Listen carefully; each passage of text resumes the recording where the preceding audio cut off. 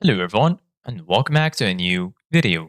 In this video, I'm going to show you guys how you can import products to Wix. So if you guys want to learn how to do it, just follow the steps that I'm going to show you.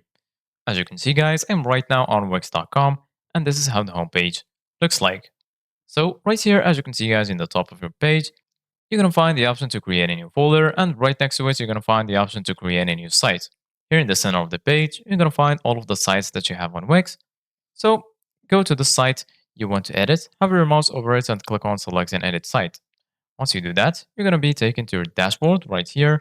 So once you're in your dashboard, just go to the left side of your screen and then you're going to find all of these sections. And here in the bottom, you're going to find the option to edit your site. Go ahead and click on edit site. And then you're going to be taken to this tab right here. Here, this is going to be the editor for your Wix site. Just wait for it to load. And then if you are here, as you can see guys, you're going to find all of these tools that you will need to design and customize your site. So right now, let's go back to the dashboard.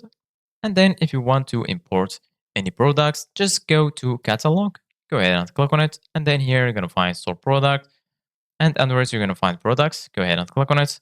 And then here you're going to find the list that includes all of the products that you have on your store. And then if you want to import products, just go here to the top. As you can see, guys, if you click on new product, you won't find the option to import products. If you want to import new products, click on more action. And then here you're going to find the option to export and to import new products. So right now, go ahead and click on imports. And then you need to click on upload CSV file. And then just search for the file here in your computer.